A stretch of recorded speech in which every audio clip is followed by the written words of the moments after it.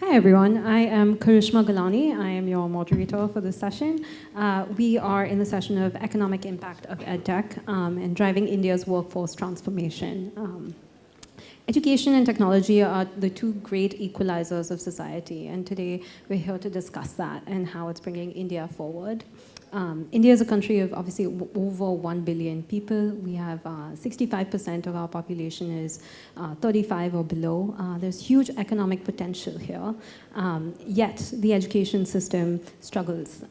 We have about 1.5 million engineering graduates annually, and only about 10% of them were expected to get jobs at all in that year. So obviously there's a gap between what the education system is delivering and what industry requires. I'm joined here today with 4 veteran EdTech folks who are doing and actually using this gap as potential. Excuse me. So without further ado, let's get started. My first question, and maybe let's address the elephant in the room, EdTech and the sector has gone through its tumultuous history over the last 6-7 years. We've seen the pre-COVID component, and we've seen the COVID boom of online learning. Apologies, we announced the wrong session. The session is Economic Impact of EdTech, Driving India's Workforce Transformation. The moderator we have is Ms. Karishma Galani, co-lead PraDigi Innovation Center, Pratham International. We are joined by Mr. Piyush Nangru, co-founder and CEO, Sunstone Eduversity, Mr. Sahil Chalana, Chief Executive Officer, Collegedunia, Mr. Prashant Singh, co-founder, LeadSquared, and Mr. Vic Singh, Trade Commissioner for Education South India, Austrade. Thank you. So, yes, addressing the elephant in the room. So we saw a boom of online learning during COVID and then well into 2021 and 2022, primarily online, and then 2023 and 24 have seen a dramatic shift. I want to start off with us addressing how each of you maybe dealt with this transition. You all have benefited from that transition as well, and so would love to hear your thinking through that transition. It obviously took some brave and bold moves to make it to the other side, so would love to get started. Maybe Piyush, you can take the lead. Sure. A quick introduction. Piyush, co-founder Sunstone. At Sunstone, we work with the existing colleges and take over the operations of from end to end, from marketing to curriculum, trainers, placements, everything. So therefore, probably, that's why probably you pointed it.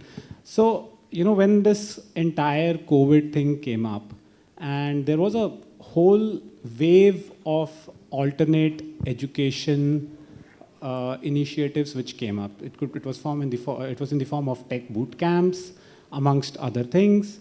And it was not just the market which was behaving like that. Even, as a early stage startup seeking investments, it was always, a lot of doors were also turned down saying that colleges are not going to exist. They're going to die. Now, we must understand what is really the value of offline education. So what we think is valuable is the curriculum and the faculty. And what we right now think of its inefficiencies is probably that why do we have to spend 4 years? Why are there a lot of extra subjects which are not so relevant? But if you look, what is it supposed to achieve? It's supposed to achieve employability for the recruiters in the labor market. And education, particularly offline education, degree education, acts as a great signal to the employers. All these inefficiencies which we sort of relate with, a physical degree education is sort of a safety net for an employer trying to recruit from the market. Okay, this guy has gone through a certain upbringing. Their parents probably took this safe decision. So he comes from a certain background. He probably engaged in a lot of campus life outside the regular classroom learning, outside the regular learning. All of these signaling acts as something which is valuable to the employer, which is why, there's a famous saying, nobody gets fired for, like changing an IBM. So it's almost like the same thing. There are alternative ways coming up, and I'm very gung-ho about them, super watchful for them, rooting for them, right? But education is, as much as it's academic, so is it social. And this social part of education is as much contributing to the development of that student, that potential employee. So, thank you, Piyush. So it sounds like you really strongly believe in the offline component. And you've actually, to clarify it to everyone, you've actually stuck through that narrative pre-COVID, during COVID, that's massive, and then post-COVID, which I think equivalates to you having won in many ways. Maybe, Vic, you could talk a little bit more about some of the work that you've done offline. Absolutely. And yeah, so just to let you know, I'm sitting with these tech giants with me. So very honored to be on the same, I guess, setting. I represent the Australian government, specifically the Australian Trade and Investment Commission.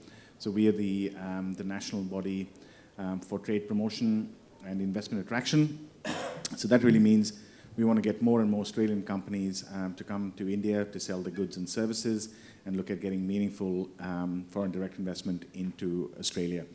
So just going back to the original question, Karishma, I think, absolutely for us, COVID was really the catalyst.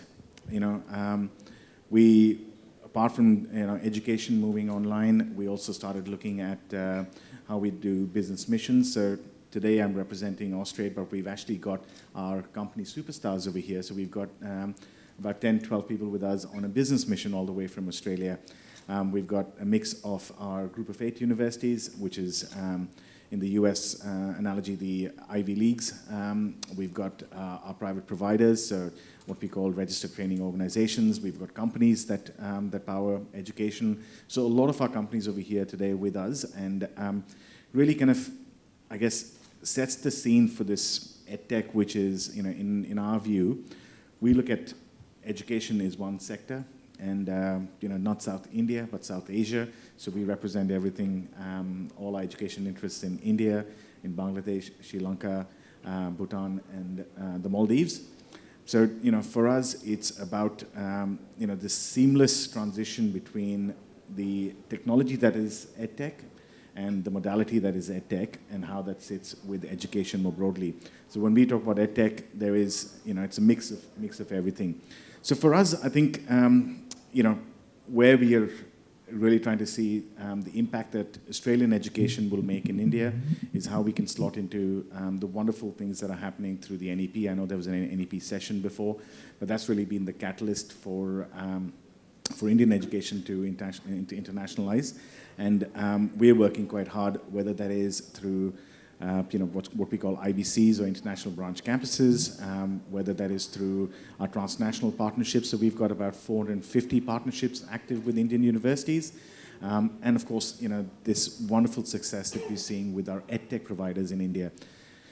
Australia's got some fantastic capability when it comes to online. We've been doing online education for many years, and there's no distinction between a degree that is an online degree versus a degree that you get from actually attending classes physically. So we've been doing that for a long, long time. Now, where we see some real synergies is to get that expertise, to get that technology that we've been using and been so successful with in Australia, plugged into the Indian ecosystem. So whether that is full delivery, whether that is partial delivery, I think we were having a discussion before. What's been really satisfying to see is how open and willing the Indian government is. And had some wonderful conversations even yesterday with some very senior government people on how open they are to have technology really be this kind of partner to help drive India's ambition for education forward. Thank you, Vic. I also want to highlight that Vic has actually brought in physical presence of the Australian education system in India as well, and we'll dive more into that. Please, Sahil. Hello. Yeah. So, I'm Sahil. I'm the founder of Collegedunia. So, Collegedunia is India's largest college search engine. When people have to look for, details on course fees, the scholarships, the placement details, they come to Collegedunia. When we started Collegedunia, we had one clear mission that we'll get every student the best college which he deserves. A lot of that, as we were talking earlier, that placements is one of the most important driving factor in the decision making of a student. We invested massively in student reviews, just like how TripAdvisor disrupted the hotel industry. We are trying to disrupt that. The same thing for colleges. We think that colleges should invest massively in the technology part, in massively training their teachers, in placements rather than just advertising, which is what the broad mission of Collegedunia is, to be, so that every college spends it the right way. Now, having said that, there's one thing, the mission of this, the objective of this is the economic impact of EdTech. If you just look at EdTech as the Byju's of the world, which is like you getting education on a tab, that is not the only thing. EdTech is an ecosystem. We are also EdTech in terms of when we help drive a college's costs lower, it is also EdTech. Why do we have technology in everything? So that the efficiencies improve, so that the investments are better. That is the broad objective of technology, which also includes different players like, my friend Prashant, who's from LeadSquared, who's one of the best CRMs for EdTech. It also includes a lot of other companies like Sunstone, who are providing, technology solutions in the placement space. So EdTech is an ecosystem. We try to misunderstand EdTech with just the push part, which we saw with Byju's. That is not the only aspect of EdTech. It is a lot of others. Interestingly, a lot of the EdTech today is being exported from India. So I think Prashant will talk about it. We as Collegedunia have also launched globally. So any student from anywhere can write his review. And if you're an Indian student looking to study in Australia, UK, you can actually see what's university, what is the placements like, what is the fee structure like, is there anything else? Is the food good? So one of the reviews we get is the mess quality is bad. It's something which they want. There is, well, I think maybe the Indian food is not spicy there. So yeah, but it's okay. Different people have different tastes. So, no, go for it. How did you deal with the COVID component? I think, like he said, that a lot of people thought that the colleges are going to die. Interestingly, what happened is a lot of students who were at home, they realized that education in colleges is just not learning online from this college. Like, I went to BITS, and BITS does not have attendance system, and it is one of the best things. Why? Because we learn from our peers. So that part, I think, was missing, right? You can get the best of technology in education, but peer-to-peer learning is missing, right? And that's what helps you in placements. That's what helps you, in also getting a job, right? So, post-COVID, we saw a big boom in everybody going from, online only to, offline centers. Now, the biggest online EdTech players are offline. So it just goes to show that. We will get into that, yeah. So, yeah. No, thank you so much, Sahil. I think with Sahil and Piyush's components of focusing on outcomes and placements and providing that economic push, and then with you, Vic, this emphasis on bringing in more international education into India and helping boost the economic impact there. Prashant, I would love to get to you, and maybe we've heard about sort of the ends of the placement, but what happens in the beginning? Whether it's online education or offline, you deal with both with education. Sure. So I am co-founder of LeadSquared. We are a SaaS company offering marketing, sales, and service automation software. Have 2,000 plus customers globally. EdTech being one of the prominent sector for us. In fact, you take the name of EdTech company and probably they would have been a customer of LeadSquared, or they're still using LeadSquared, right? So all the large EdTechs of the country have been built, their sales marketing process has been built on top of LeadSquared. So I've seen, so I'm like a pure technology company, right? So I'm a big proponent of using technology. Having said that, see, in COVID times, we realized the possibility of technology, right? We realized that a lot of things which we thought cannot be done remotely are possible remotely. Take example of events, right? Virtual events started happening in COVID times. Today we are talking physically, right? I mean, I think nobody would want to do a virtual event today, right?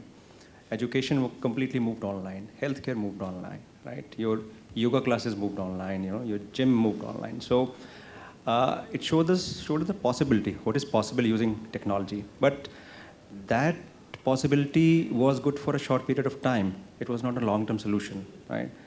And I'm a firm believer, believe in technology, I also believe that the answer do not lie in extremes. Answer lie somewhere in middle, right? What is called madhyam marg in Buddhist philosophy, right? I think answers is always in between. So now we are in a world where we know what is a possibility using technology. We also want to experience the things, right? I mean, how many people would be doing a remote yoga class today? I believe hardly few, right? Virtual events are not happening. Healthcare, you are having remote consultations followed by physical appointments, right? In education, people have moved from pure online to online plus offline model, right? So now I think we are at a maturity curve. I mean, there's always this hype cycle of technology, right? It was about online, remote. Now we are realizing that hybrid is probably the most optimal method. Same thing's happening around AI today, right? I mean, I think people are imagining that AI is a magic bullet, right? It's going to solve all the problem. It will not. I think we'll come back to the realization that AI is good. It has a lot of use cases, but it's not a silver bullet, right? So, I mean, there's always a hype cycle followed by maturity in the market. Same thing has happened to technology in education. What I have seen, so we have worked with most of the tech players, I think. So the sales process is the first process which helps you in building the confidence and gaining the trust of the prospective student or parent, right? During the peak times when a lot of money was available, funding was there, people were hiring salespeople left, right, center, I think somewhere, some of the companies started optimizing, closure and revenue, over experience, right? Which we have seen changing of late. I mean, for example, one of the important metric, customer base was talk time with the student, right? So salespeople were being measured by talk time, how many minutes or hours they have spent on a prospective lead, right? It is still important, but it's not the most important metric. There's less focus on talk time. There is more focus on personalized outreach, right? I mean, what should be the next step based on the past history, right? AI is being applied, ML is being applied so that we can provide the right kind of outreach to the student and parent and build the trust initially itself, right? Because if you lost the trust, then, whatever outcome you're trying to deliver, there'll always be doubt in that, right? So that shift is already happening in the market. Yeah. I do see that, and I think it's interesting when you compare, because it sounds like after everything everyone has said, that the student has become the center of the conversation post-COVID, whether it's focusing on employability or outcomes, or particularly in the sales process, personalization of what the student needs in order to actually move forward. So I think that's impressive. But now looking to the future, how do you see this shifting? Right? Because we're at an interesting point. We've gone through the hype, I would say, in many ways. We've come down to a slope, I would say a slump, if anything. Now, as you mentioned, maybe a balance has started to occur. But what is next as we look into the future of technology in education, maybe not even EdTech? Look, I'm very happy to go because I quite like what he said there, Prashant, just in terms of COVID actually told us or gave us the idea of what the possibilities are when we move online. And I think where we are headed, and that's why we are all here today. So if you haven't already, I'm going to plug the Australia booth, which is upstairs. Come and speak to our wonderful delegates that are traveling with us from Australia. But really what we're doing, and we're seeing huge amounts of success in this, is how are we plugging into this wonderful system that India has. When we talk about India and scale and, for Australia, which has got 27 million people, probably the size of the population of Delhi, we seem to be doing exceptionally well in certain areas, and we want to try and make a difference in Australia, but I think technology is going to help us give that scale. Now, we are constantly hearing about India's ambition, for example, when we talk about the gross enrollment ratio, that's 50% is the goal, sitting at about 29% at the moment. There's a lot of billions and zeros that I can't count, but it all boils down to India needs approximately 14 new universities each week to be able to meet that ambition. Now, yes, Australia is investing quite heavily in bricks and mortar campuses, so I was on a panel with my British counterparts, and we said, it's like the Ashes, because Australia has 2 campuses and the UK was 1. Then the UK announced that they're getting 1 more opening as well. So we said, okay, now it's going to be a bit more even. Then New Zealand said we're interested, so we said, okay, it's going to be a tri-series. And then Germany said they're looking, so like it's going to be a World Cup. So that's exactly what's happening. Everyone is racing in India to try and help get India to that 50% gross enrollment ratio. And that's what we'll see with the providers that we have with us today. We're having these discussions which are really, again, weaving in the technology that is education with education and delivery, whether that is online delivery, whether it is in the skill space, whether it is in work integrated learning, but there's different parts that we'll plug into. And I think that's really where we're headed, is that catalyst. And I love the medium ground, but it has to be a mix of everything that's happening offline and online. And I think that's where Australia especially is well poised to assist India with. Piyush, yes, please. I think as a system, we are too much input focused. If you really look at the metrics which the government is monitoring, or globally education is measured on is gross enrollment ratio, per pupil expenditure. These are all input metrics. There are very few outcome metrics which the policymakers really focus on, right? That is where the administration should take more accountability and focus more on the outcomes. What is what comes out in the ASAR reports? What is the PISA score of where do we rank? All of these, how many students get placed after higher ed? These are all outcomes. So for achieving these outcomes is where we need tech. Coming to your question, tech really can. While I am a strong proponent of education being in a brick and mortar space, but even bigger proponent of tech being integrated into that, because that is what will help you drive outcomes. Education in its current form is a black box. What you get is a score after a semester, and that's it. You get nothing on the student throughout the 6 months, maybe a midterm and an end term score. Why can't we get something daily on every student through technology, and we can intervene the next day? What if the faculty, before he or she enters the class, has a list that who all have read the article which I gave in the last class for how long? Isn't that a very effective classroom management? So, and right now I'm not even talking of deep tech. These are like... Are you sounding too dictatorial with that kind of ability, monitoring, everything, intervention?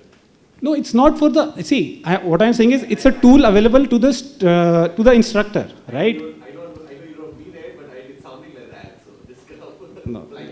No. No, okay, fair.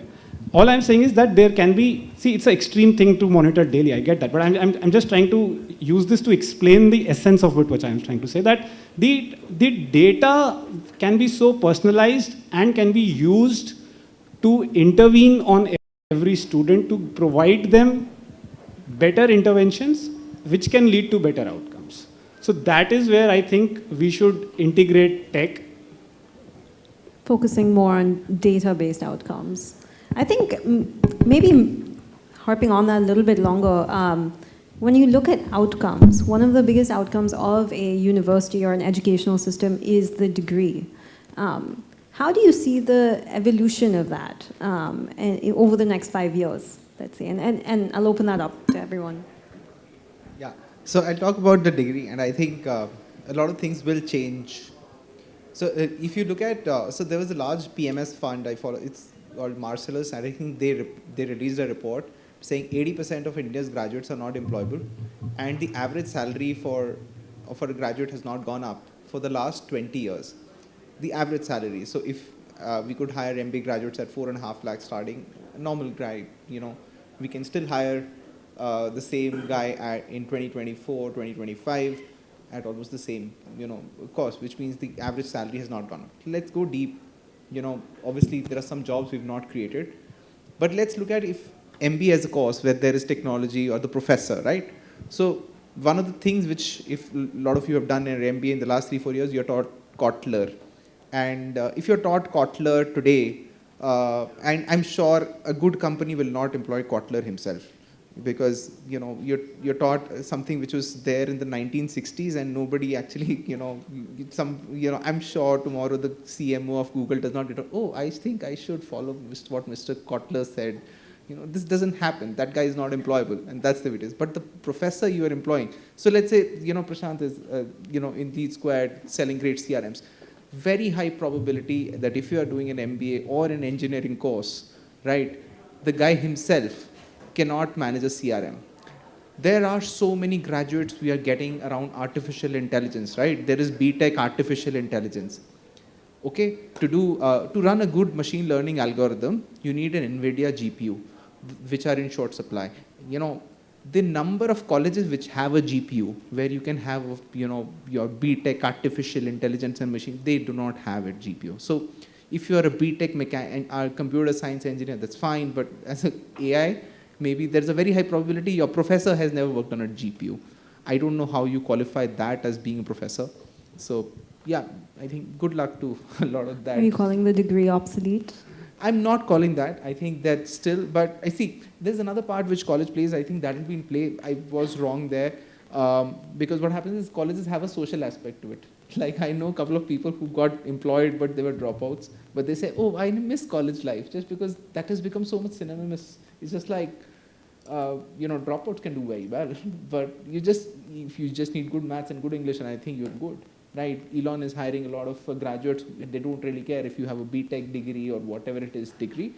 I'm not saying that because maybe when I thought that, I forgot the socializing aspect of it.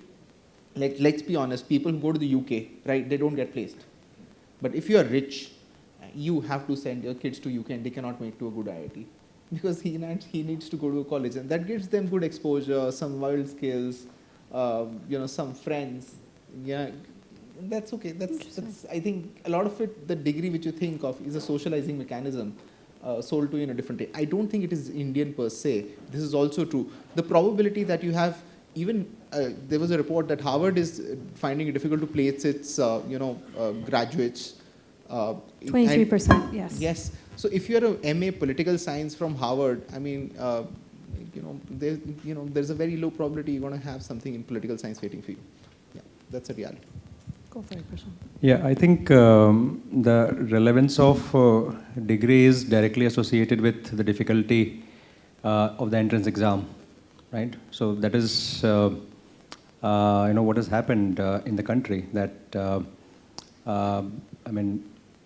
millions of millions engineering graduates have been produced without really figuring out whether they should be engineers, right? Because it is associated with a job in IT. IT job is a glorified job, right? And as a country, we are too dependent on IT and technology jobs. It is probably the biggest white-collar job creator industry. And as the jobs are drying up, and so some companies have already declared that they are not going to hire any engineer, right? And large companies, global companies. Overall, the tech jobs are getting more and more specialized, and number of jobs coming to the market are very limited. So in that context, if people from top engineering colleges, they are not placed, then the value of degree will vanish very, very soon, right? And so unless there is a method of, and I think it requires government intervention, and our dependency on IT jobs has to be reduced.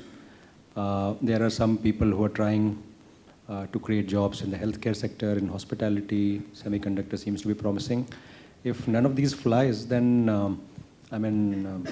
degree, there'll not be takers of degrees. I mean, what will you do with the degree if there is no job, right? I mean, if you want to, if it's for the sake of learning, then you can, enough content is available in the world, right? And so you can learn it yourself.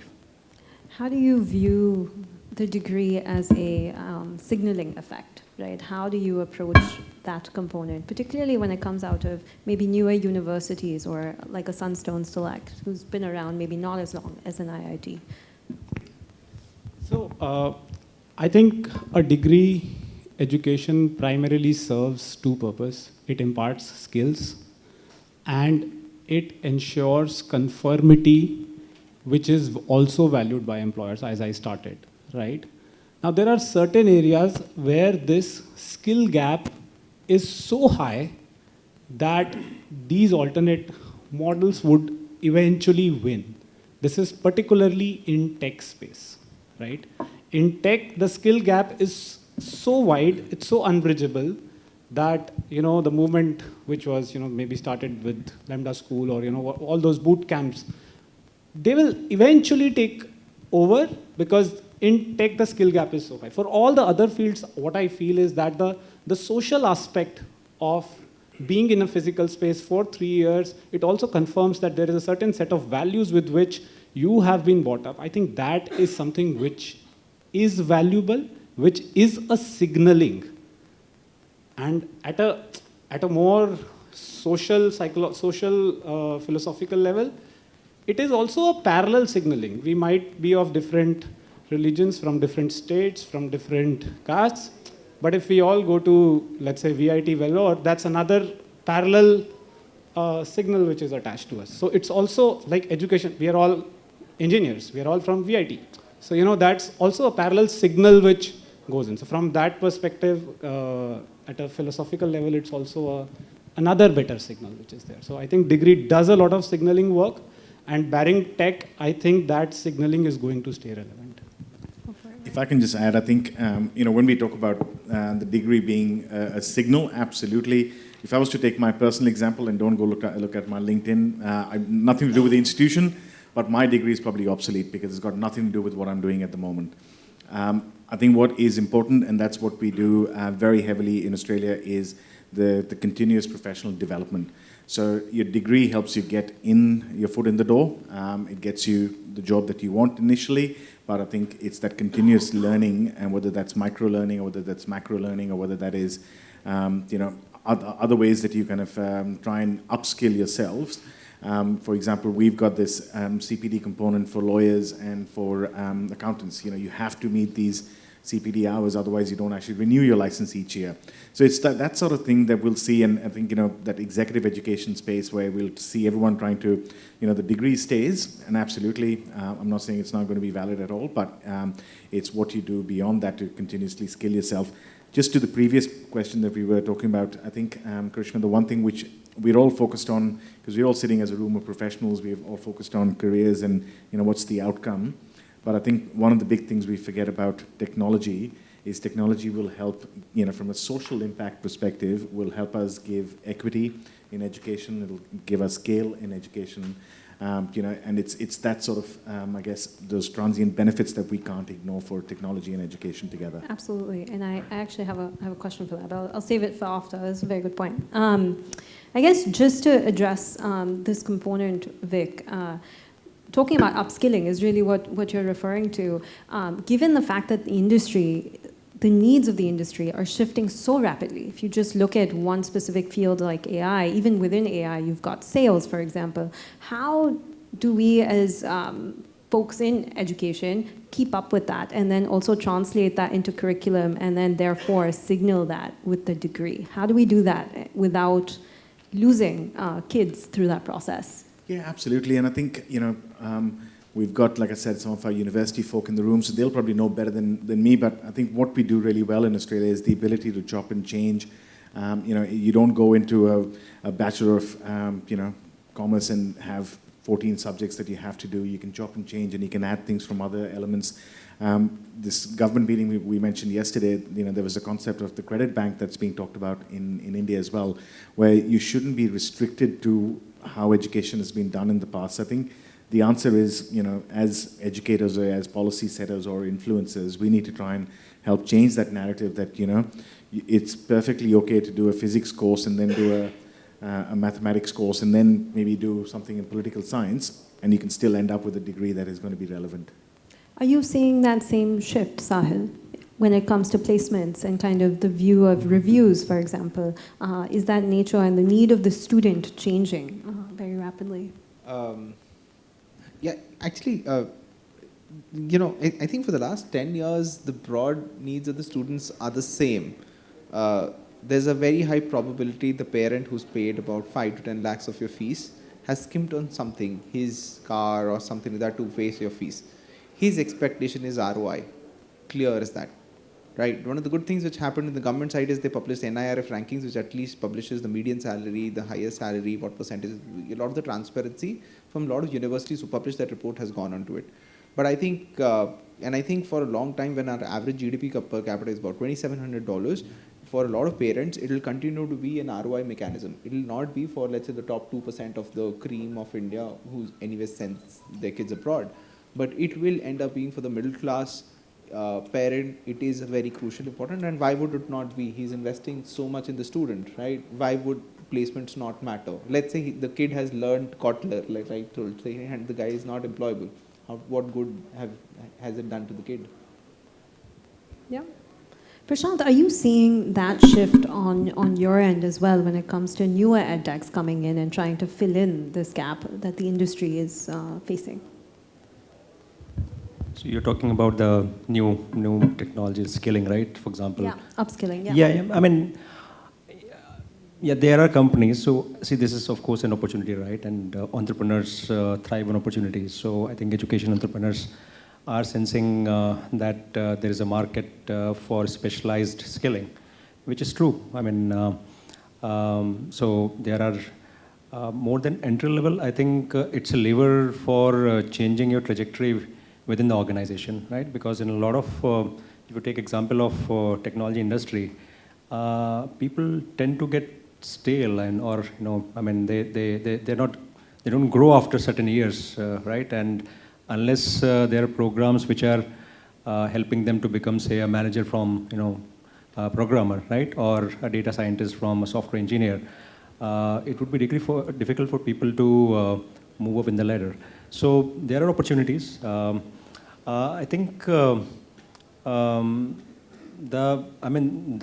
bigger problem is actually, I would come back to job creation. I think there are not enough within the same set of companies. Jobs are getting replaced, right? I mean, largely new jobs, net new jobs are not being created. So there's still a large set of people who are getting degrees and who are getting trained, but they will not have meaningful jobs, and that is something that is a much bigger concern. Yeah, absolutely, and therefore you have companies like Border Plus. I don't know if you guys have heard of it, yeah, but that are looking at opening up the Indian market to foreign jobs, essentially, specifically focused on healthcare at the moment, which is I think that's a very important that change will happen, and it should be encouraged by government also, because if you don't have jobs in India, then we have to look internationally, right? We have to train people and make it less cumbersome to find jobs abroad and live abroad. Yeah, absolutely. Just keeping intention of time, I have one sort of last question. Vic, it goes back to your point. I think the narrative of EdTech over the last decade or so, maybe even 15 years, has been if we can get education online, if we can bring the tools to the people, then we are making it more affordable, more accessible, and much more inclusive. We've kind of seen that photo and that image kind of play out. We went online, we did everything online, and we're still here where we are today, which is discussing online versus hybrid versus offline. What do you think we've learned from this entire journey? And did we fulfill that promise? Did we achieve that initial hope of EdTech that we all have? Yeah, look, I'm not sure what we actually promised in the first place because we were all kind of forced to go online for a little while. But yeah, look, certainly, I think from a very kind of high-level social impact perspective, we did normalize online learning. We did normalize the fact that, as I said, there's equity, there's access, and it gives us scale. I think there's more to be done. I think what we've learned and the way forward is going to be a mix of things. We've got a consortium of universities looking to come in where you could, do 4 subjects each from 6 different universities and end up with 1 degree. You could end up doing, we've got the business school here with us, which is one of our registered training organizations. You could do half your course with the business school online. You could then perhaps move on and do something with a traditional brick and mortar MBA college and then end up with a degree. So I think what we'll see in the way forward is going to be this wonderful mix and hybrid where you'll be able to study not only domestically but internationally through multiple avenues and end up with something which is a super product essentially for education. And we're seeing that happen already. We've got a couple of universities teamed up in Indonesia, for example, which is a British university and an Australian university, co-delivering a course. You could end up in that instance with a degree from an Indonesian university, from an Australian university, and from a UK university. I mean, that is choice for a student now. Thank you. Piyush, how about you? You've really stuck your guns to the offline component, and so... Well, I think in offline as well, I think there is a lot of merit of integrating them. What we think of online is as online learning where the instructor and the students meet in an online platform. But there is a lot more to technology in education where how are you moving along, tracking the progress of the student. That is where a lot of tech use case is. To give you a very, very small example, I'll take a live example here from our organization. We track something called as selection rate, where how many interviews did a student sit in and how many did he get selected in. And that's the North Star metric of the entire education team. And that metric is then broken down into what are the different shortlistic parameters. That's 5 further metrics. They are further broken down into then further 15 metrics. And that becomes the tracking throughout the semester. And that's how the employability outcomes get delivered. So that is how, I'm taking a very rudimentary example here, but there can be more deeper ways of it. So that is what I mean when I say that tech should be integrated. It should be integrated into the learning process, and not only, there is of course a lot of merit in what Vic says. I can get a CMO of a Google to take a marketing class across the 12,000 Sunstone students, but that cannot be the course, right? So which is where I'm saying there has to be much more meaningful tech integration into the education process. Yeah, really almost breaking down the term EdTech and looking at more technology in education, which actually, Prashant, you would be the best example of. You really power the EdTech or education companies specifically. Yeah, so I think so no solution will fill all the needs actually, and I'll probably say that middle path is the right path. It doesn't exactly mean middle. I mean, it can be, here and there on the left or right of the middle. So take example of the lowest, possible education, it's school education, right? You start. I mean, I don't think that we, and as parents, we are comfortable in having an online schools. I mean, at least I am not. I don't see examples of people, 100% online schools. At the same time, the highest education, what you can get is in professional education, executive education, right? I mean, executive MBAs or, programs like that. I think it is fine to have 80% of that online, right? Yeah. So it should be a healthy mix of offline and online, and the component of each of these will depend upon where the learner is, what is the age where the learner is in the process of education, right? And what is the economic background also, right? And it's all function. I mean, the aspirations of middle class are different from aspirations of affluent class, right? The students' goals. Yeah, absolutely. And Sahil, would you like to some final thoughts on the EdTech dream?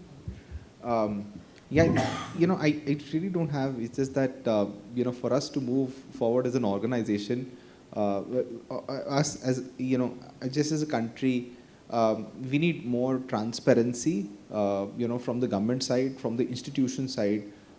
It is happening through NIRF, but much more needs to come out. Like if everybody has to should be mandated to publish every student's name and his placement and average CTC, so that we can actually see whether the whatever claims the college is making are actually true or not.